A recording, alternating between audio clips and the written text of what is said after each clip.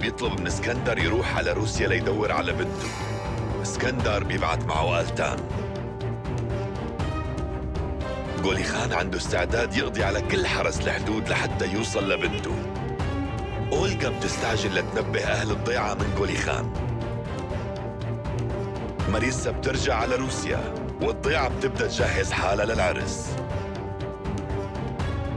اسكندر بيتزوج أنا، بس عند اسكندر في كتير أعداء مو عاجبهم التغييرات اللي عم يعملها بالقصر.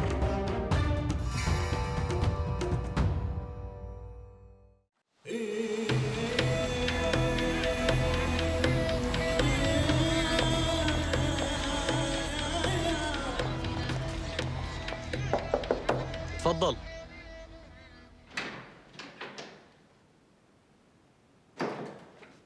بعتذر على الإزعاج يا مولاي، بس كنت حابب أعرف منك إذا زوجة حضرتك عملت أي تعيينات جديدة بخصوص الحرم لك.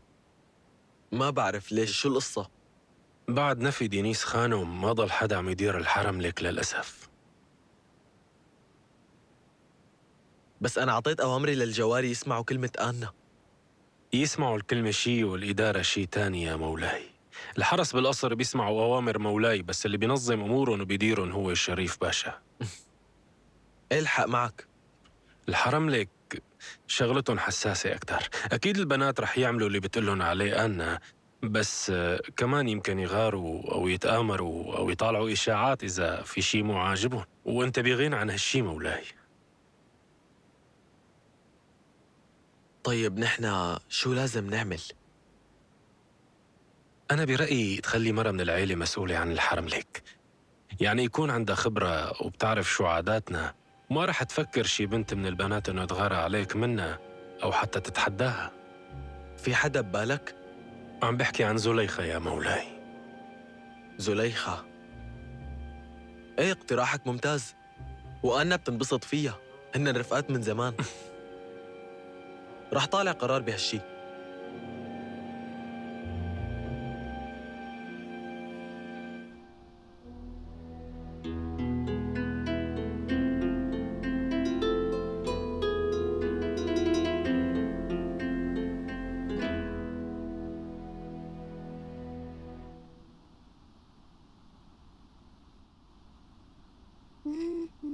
شو يا بنات، انتو هيك بتقضوا كل اليوم؟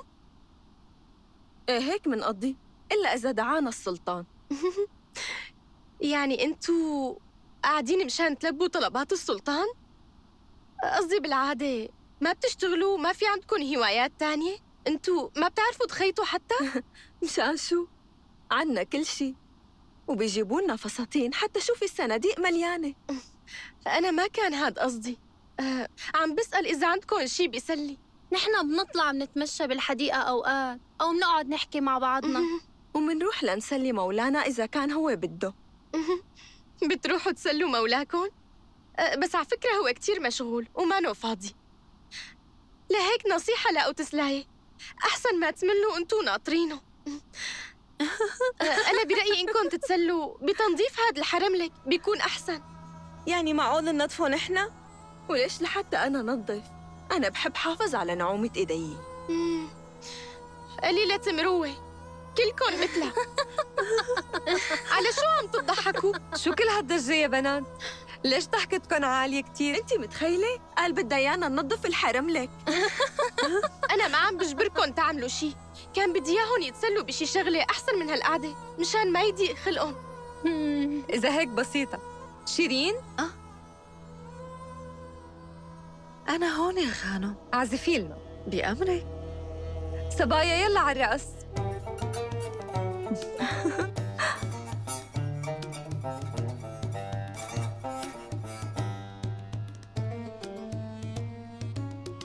أنا صرت المسؤولة عن الحرم لك اليوم، لهيك رح أصير ساعدك هون.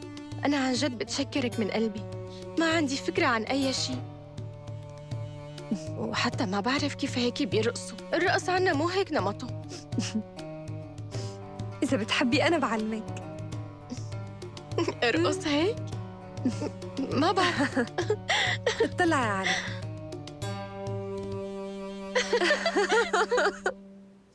رشيد باشا، مطلوب منك تقرير مفصل عن وضع الضيعة اللي عنا، وبدي منك تجهز لي إياه بأسرع وقت. مثل ما بتأمر مولاي. إيه تمام. عمر باشا، بدي منك تجمع لي كل شيء في طلبات وشكاوى للناس من المقاطعات القريبة منا. مثل ما بتأمر يا مولاي. لسه في شيء واحد محيرني.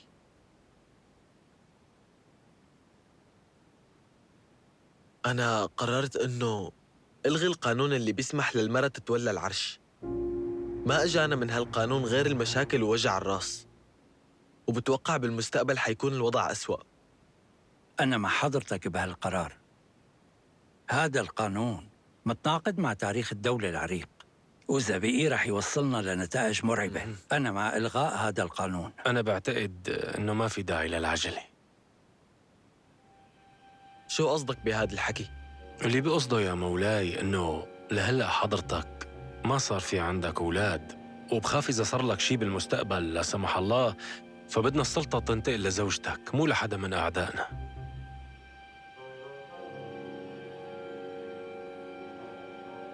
أعداء شو؟ على طول السلطان في عنده أعداء مولاي. برأيي بيكون أفضل إذا منخلي هذا القانون هاي الفترة ومنلغيه أول ما يصير عند حضرتك وريث. أنا مو متفق مع حضرتك. من فترة عشنا كتير أوقات صعبة، وهذا القانون رح يرجع يعيشنا نفس هالفوضى. هديك المرحلة كانت كتير صعبة لأنه الكل كان مفكر إنه السلطان سليم متوفي، وكنا مو عرفانين لمين بده ينتقل لعرش السلطنة. بوقتها ما كان الوريث الشرعي موجود، ولهذا السبب كنا محتارين شو بدنا. مفهوم. حالياً رح أجل الحكي بهذا القانون، لأنه عنا قانون تاني أهم من هذا بكتير، لهيك رح أجله شوي. رشيد باشا، لو سمحت جيب لي كل الوثائق المتعلقة بأحكام الإعدام بدولتنا العلية. بأمرك. صار فيكم تروحوا.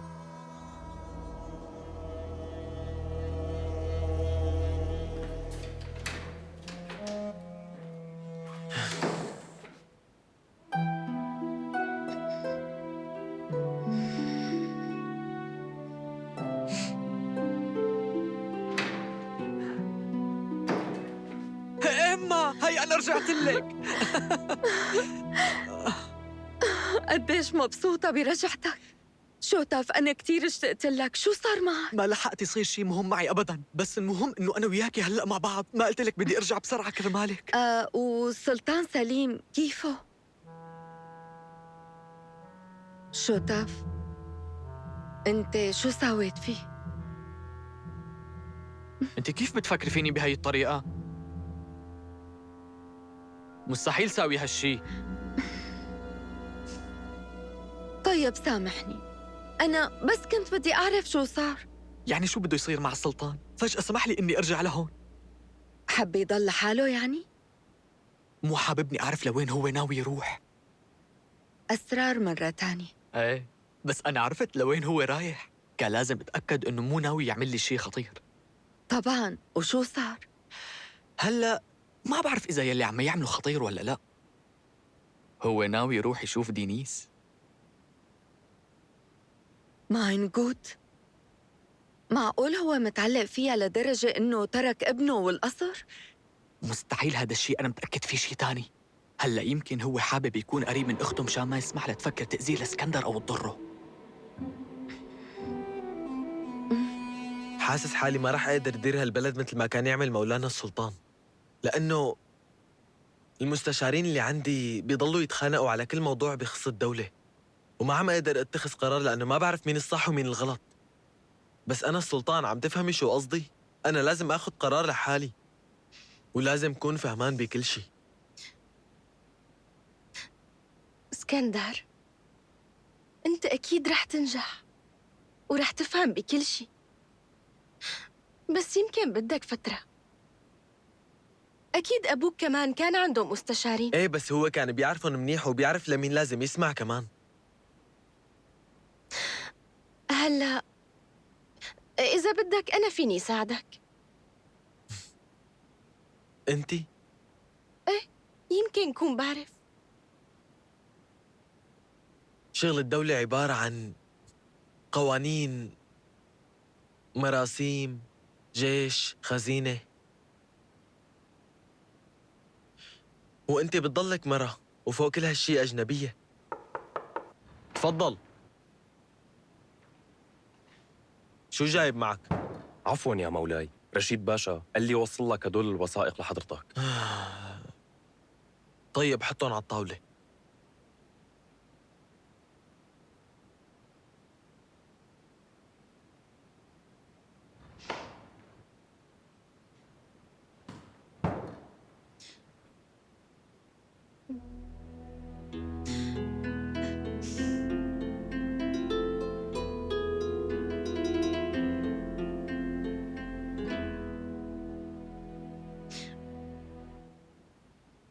فيني ضل قاعدة معك هون؟ لا تزعلي مني، بس أنا عندي شغل كتير وما في مجال التهي أبداً، لهيك بدي ضل قاعد لحالي.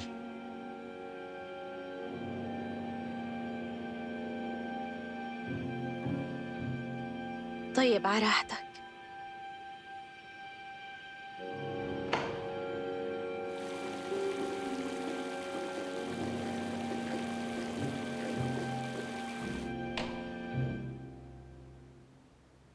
عنا؟ أهلين. فيني فوت؟ أكيد، تفضلي. قاعدي ارتاحي. أوه شو حلوين. أنتِ اللي عملتيها؟ إيه، بس هالفترة ما عاد إلي خلق كملها. شو القصة؟ فيكي شي؟ اسكندر عنده شغل كتير وأنا ما بعرف كيف بدي ساعده. اسمعي مني، لا تحسي بالذنب. هو لساته شاب صغير وأكيد مستفقد لأبوه. عن جد هيك، هو طول الوقت عم يحكي عنه ويقارن حاله فيه. هو ايه مزبوط، بس أبوه كمان كان شاب بزماناته، بس كان معه أبوه السلطان الكبير، يعني كان ينصحه ويساعده على طول بكل المواضيع. بس للأسف هالفترة اسكندر وحيد، هو بحاجة لأبوه، ما كان لازم أبوه يتركه هالفترة. أنا بس لو بعرف وين فيني لاقيه كنت رحت لعنده ورجعته، بس ما بعرف وينه. بس أنا بعرف. هلأ أنا بصراحة فيني خبرك كيف توصلي لهداك المكان، بس بصراحة مو كتير مقتنعة إنه ممكن تقدري ترجعي لسليم باشا. دليني وينه إذا بتريدي، وأنا بحاول أقنعه بأي طريقة. لو خبرته قديش اسكندر عم يتعذب يمكن يقتنع. بصراحة خايفة هالشي ما يعجب اسكندر ويزعل، لأنه هو ما بيحب اتدخل بشغله. إيه، ما حدا رح يحب هالشي، بس إذا خايفة إنه ما يسمح لك تروحي فيكي تتركي له رسالة وأنا بوصل لك إياها. عن جد؟ أنا رح أكتبها بسرعة.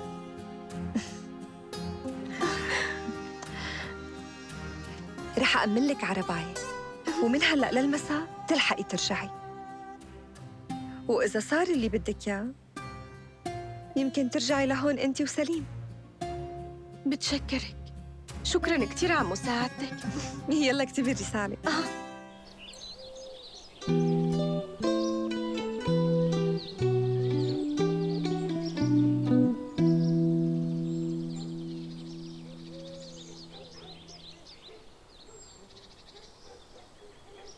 عندي سؤال يا أمنا. أنا ما عدت راهبة. ما كتير بتفرق معي.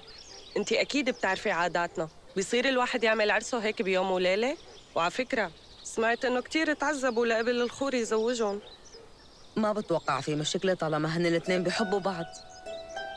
إيه، بس اللي بعرفه إنه ماريسا مستحيل تقدر تحب حدا، من يومها ما بتحب غير حالها. كيف بتقدري تعرفي اللي بقلب البنت؟ الواحد منا ما عم بيفهم على حاله. أنا شايفة قصتهم كتير حلوة، أنتي كملي شغلك. ماشي، رح كمل.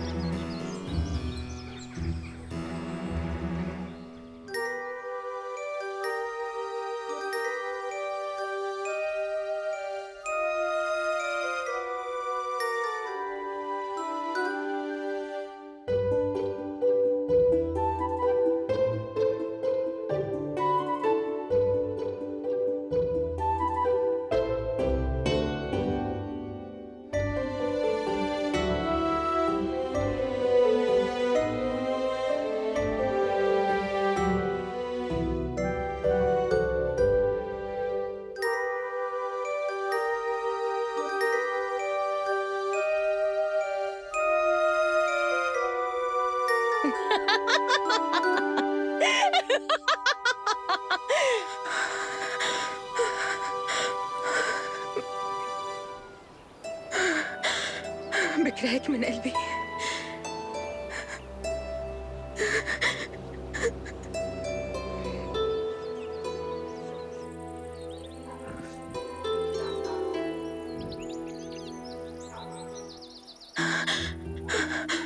مرحبا ليديا.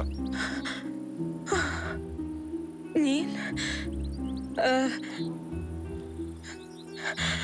شو اللي جابك لهون؟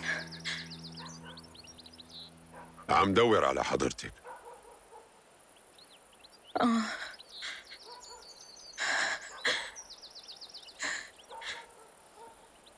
نيل اسمعني،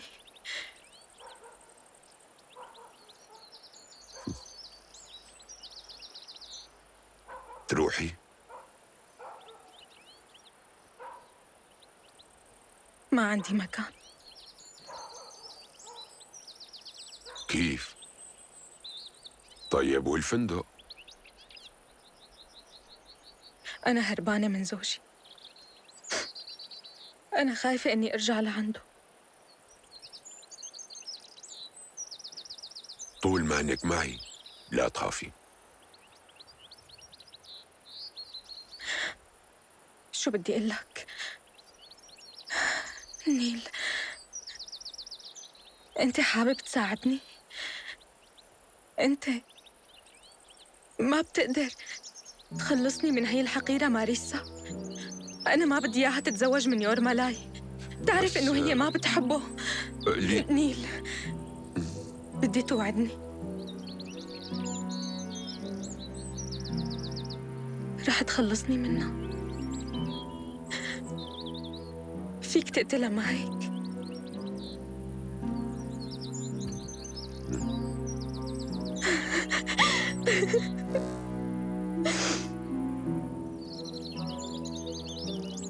قوم نمشي. تعا معي، خلينا نروح.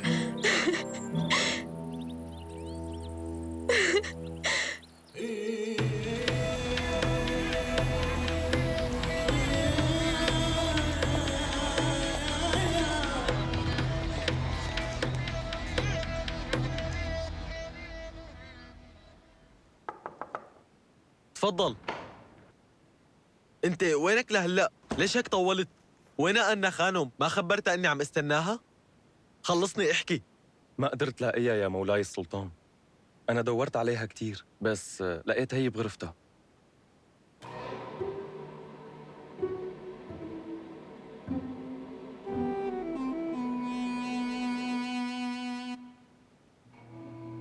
سامحني، طلعت بدون ما أخبرك، بس أنا متأكدة إنه هالشي أحسن إلي وإلك.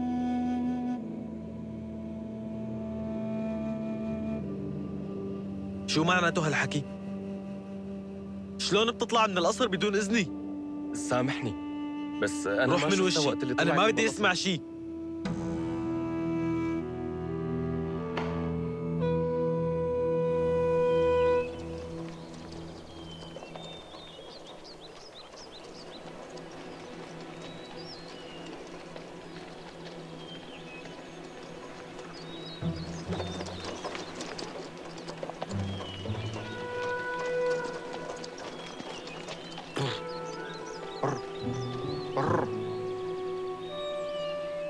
نحن وصلنا يا خانم.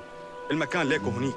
أنا ما عاد فيني كمل أكثر من هيك. لازم تروحي لحالك. ايه فهمان علي، بس انت انطرني هون لو سمحت. انا رح ارجع مع السلطان سليم.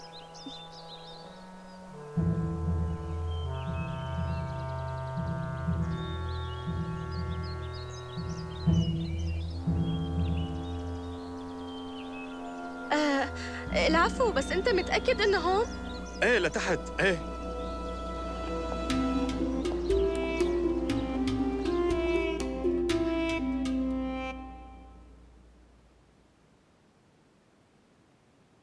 أنا بتمنى تعذرني مولاي السلطان.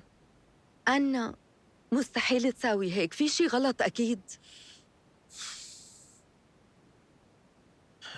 فيك تفهميني انت ليش عم تدافعي عنها؟ لأني بعرفها قديش بتحبك وبتموت عليك. أنا واثقة من هالشي، مستحيل تهرب. حاجة إما تركيني، أنا في عندي شغل كتير.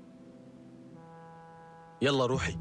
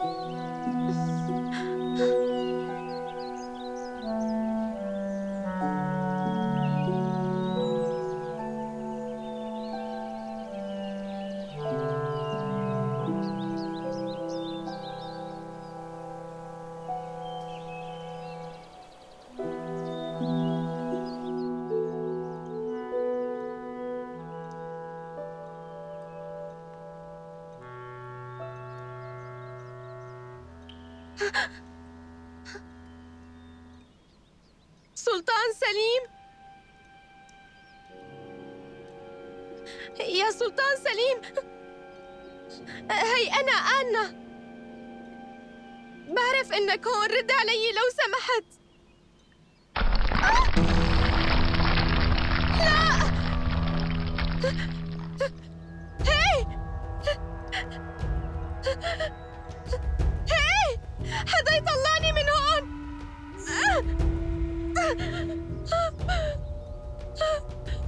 ليش هيك؟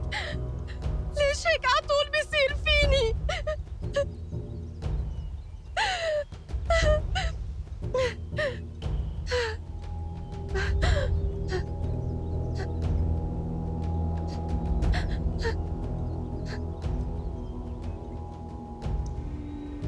سلطان سليم، إذا أنت موجود رد علي لو سمحت.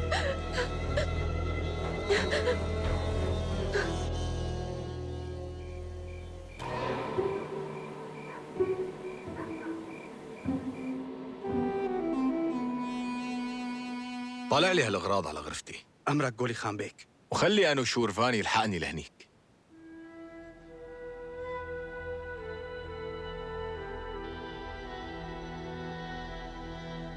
مثل أيام زمان، أنا لساتني السيد وأنت الخادم. هيك كان وضعنا، وهيك رح يكون، ولازم يضل. مو هيك؟ أنا عم بخدم السلطان اسكندر. اسكندر مو معنا، لهيك أنت عم تخدمني هلأ، ورح تمشي مثل ما بدي. صح ولا أنا غلطان؟ إيه أكيد.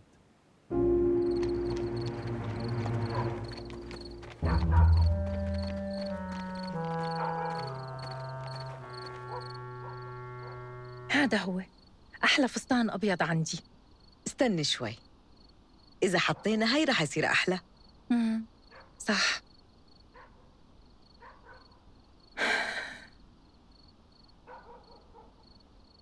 قلبي ماله مطمن.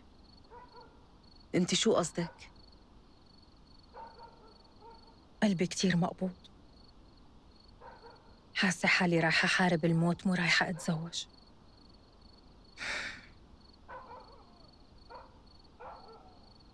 أنا غلطت لما قررت أتزوج يورملاي.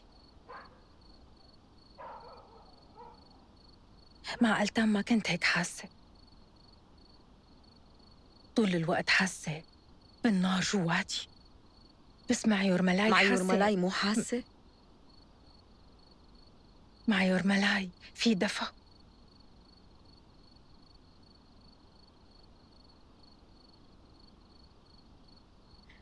معناها عم تعملي الصح يا بنتي، الحب لازم يدفي مو يحرق.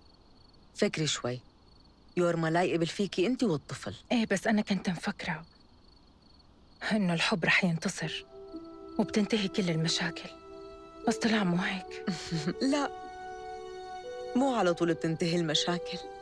أحياناً بتحكم الظروف للبني آدم، بيكون كل شي بيهمه وغالي عليه بجهة والحب بجهة تانية، والحب مو على طول بينتصر.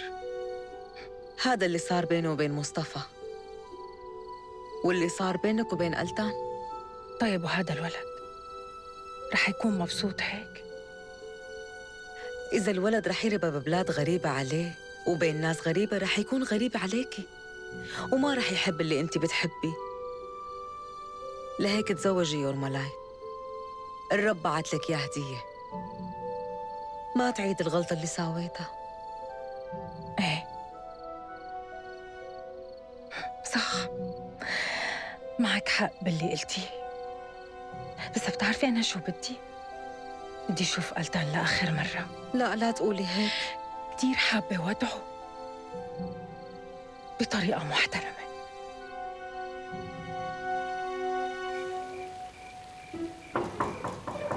تفضل.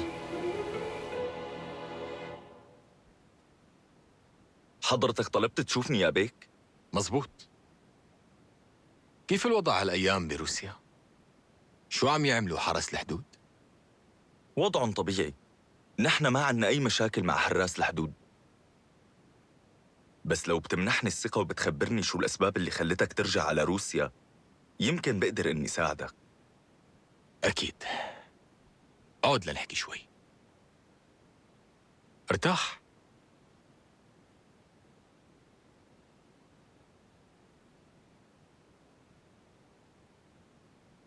أنا جاي لهون مشان رجع بنتي. حضرتك عندك بنت؟ هاد معناه إنه الست زليخة ولدت بنت مو ولد. أنا شورفان، عن جد مانك معقول قديشك ذكي. الله يطول بأعمارهم ويخلي لك ياهن. يعني هي موجودة بروسيا ومشان هيك أنت إجيت وراها؟ صح، خطفوا لي إياها وهي هلأ موجودة ببيت الزعيم سوتنيك. سوتنيك؟ رحمتك يا الله، شو اللي عملته أنا؟ عن شو عم تحكي؟ شو بك تغير لونك؟ سامحني جولي خان بيك، أنا ما كان عندي رغبة أبداً إني ساعد حضرتك. بالنظر لأسلوب حياتك وعلاقتك بالست زليخة وموت أيدن بيك المؤسف. لحظة، أنا ما عم بفهم عليك. شو في ورا هي المقدمة؟ أنا عملت شغلة يمكن مانا منيحة بناءً على وصية مولانا السلطان سليم بعد وفاة جاريته. مولانا السلطان أمر إنه كل هالمجوهرات بتروح لأول بنت بتجي على العيلة. يعني هالمجوهرات من حقك سيد جولي خان، ومن حق بنتك كمان، ومن حق الست زليخة. احكي لي، أنت بتعرف قصة المجوهرات؟ وين صاروا هلأ؟ هن موجودين بضيعة الحراس عند الزعيم سوتنيك.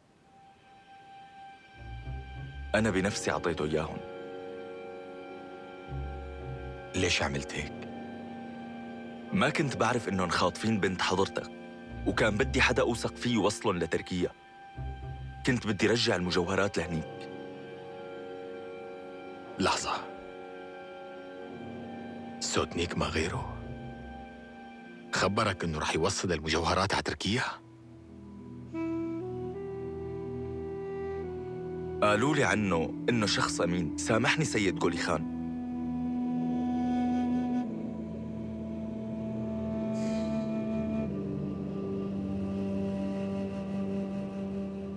ماشي، بعت لي ورا ألتان.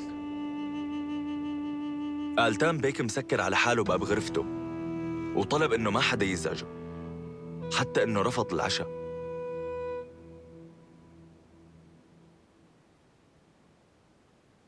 ألتان حالياً هو الانكشاري تبعي، وإذا أنا أمرتك تبعت لي إياه بتجيب لي إياه لهون من تحت الأرض. وما في داعي تناديله يا بيك. سامحني قولي خان بيك، أنا فوراً رح نادي ألتان.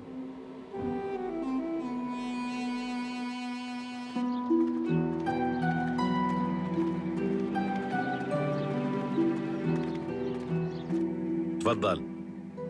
منيح اللي حضرتك لساتك هون، وصلتك هي الرسالة. شو هي الرسالة؟ مبين على الختم إنه تركي. بتسمح لي؟ انصرف.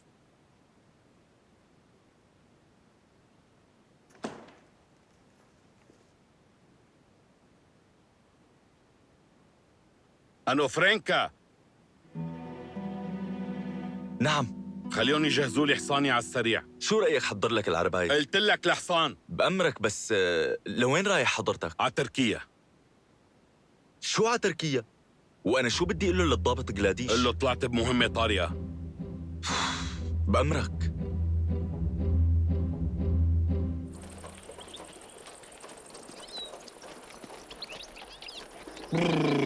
وقف. شو صار معك؟ ليش وقفت العرباية؟ أولغا سيفيليفنا، بترجاكي تعذريني بس في مجال نمرق على المطحنة دقيقة؟ طيب ليش؟ يمكن ما بتعرفي بس أمي عايشة هنيك ومن زمان ما شفتها، بدي أطمن على صحتها. أنا متفهمة حالتك رومان، بس ضيعنا وقت كتير بسبب العاصفة. خايفة قولي خان يسبقنا لهيك استعجل. شوي ما بطول. بس حاول ما تتأخر، اتفقنا؟ أنت ضلي هون، ماشي؟ ايه.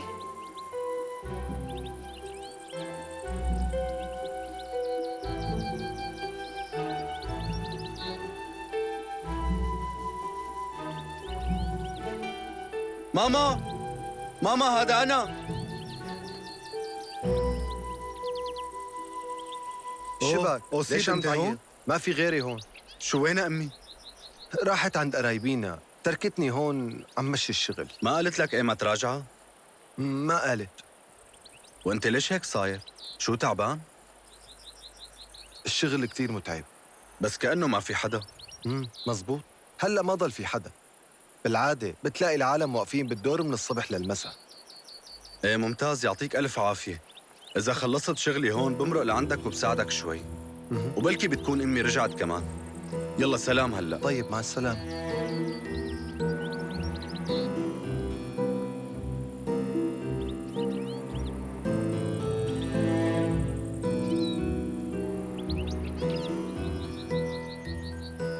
غريبة، العرباية تبع أمي هون، لكن هي بشو راحت؟ وهلأ شو قررتي؟ ما بدك تحكي وين المجوهرات؟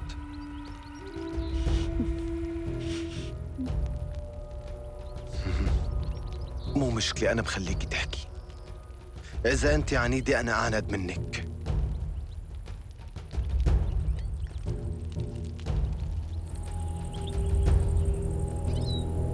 هوسي بدي اقول لك شغله.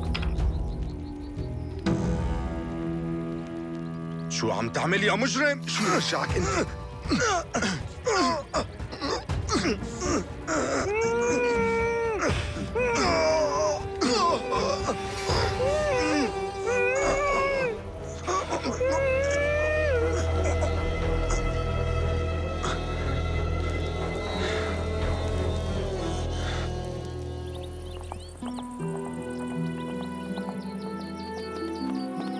باغدان كوزميتش.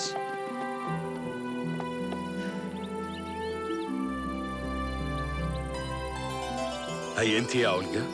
منيح اللي وصلتي بخير وسلامة. أول ما استلمت الرسالة اللي بعتيها من تركيا اجيت لعندك.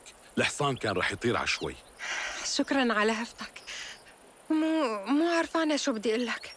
في مجال نأجل الحكي بالتفاصيل لبعدين؟ من اليوم ما رح أتركك ولا لحظة. على البيت؟ لا، بدي روح بالأول على الضيعة. ليش شو عندك؟ قولي خان بروسيا وبده يقتل فيودور مشان ياخد البنت. يعني انت رجعتي لهون مشان فيودور؟ لا بترجاك اسمعني، صدقني رح أحكي لك كل شي. رح نروح على الضيعة وبحكي لك اللي صار على الطريق. الموضوع كتير مهم. على الضيعة لكان؟ ايه.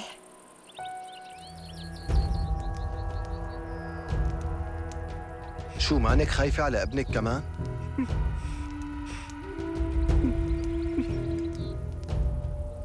لساته شاب صغير. ما رح يتحمل هالوجع.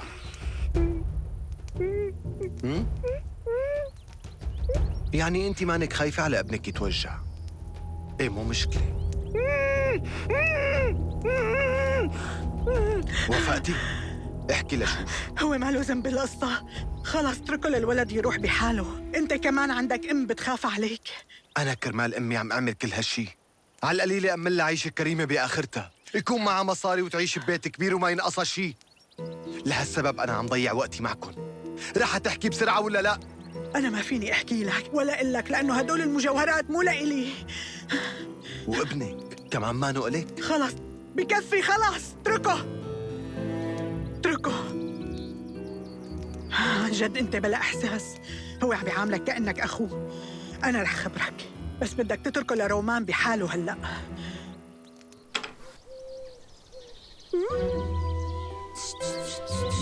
بس يا حبايبي، بس اهدوا اهدوا اهدوا اهدوا، يلا.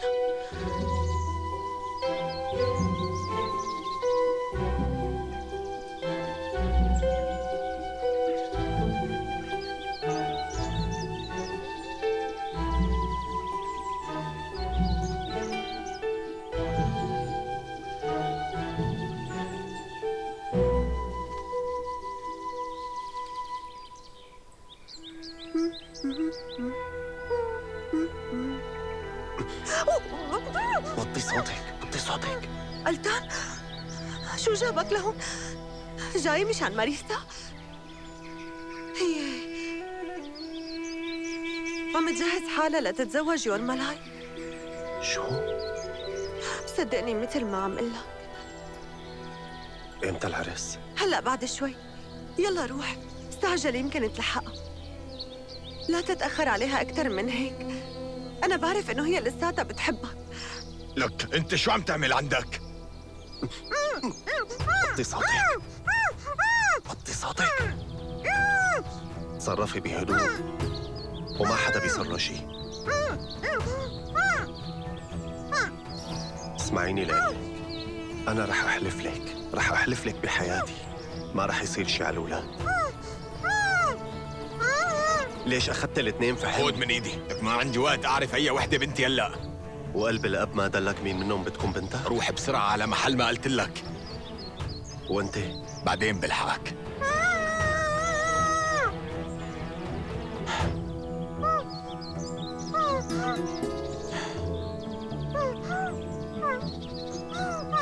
وين حاطه المجوهرات؟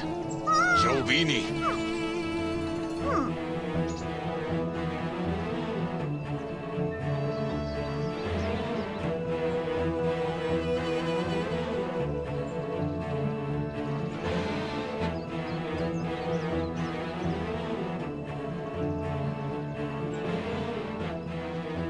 الحقير وين دافنون؟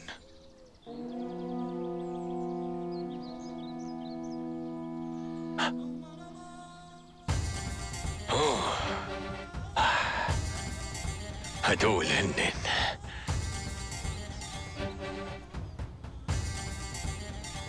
منيح اللي لقيتهم.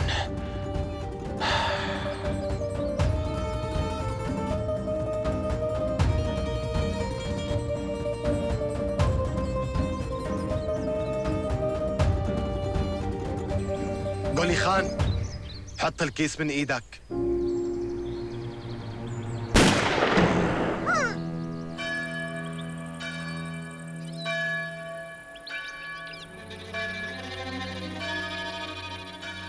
لك يا زلمه منيح اللي بالاخر تزوج.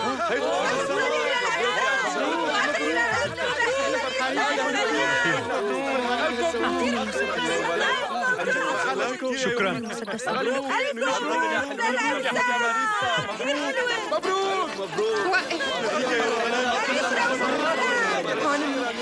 بغداد كاظمي، استناني هون شوي. أنا ما رح طول. حبيبة قلبي.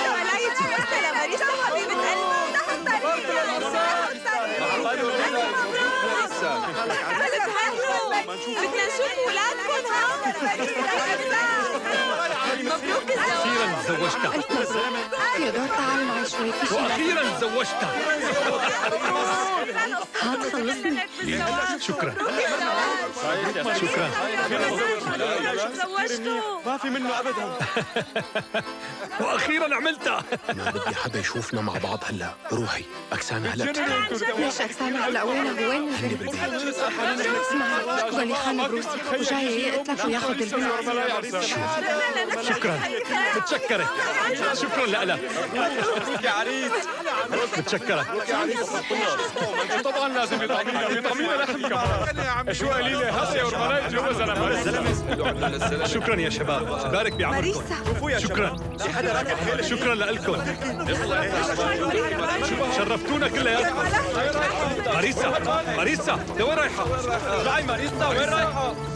ليديا خلص. معك كأنه التركي هنيك. عادي ما بيبطل. شو عم تقولي؟ لازم تجي بالتركي لعنا. بس التركي شو بده يجيبه لعنا؟ لازم تضل ساكت. بعد ما تكلل أنا بترجاك لا تروح وراها.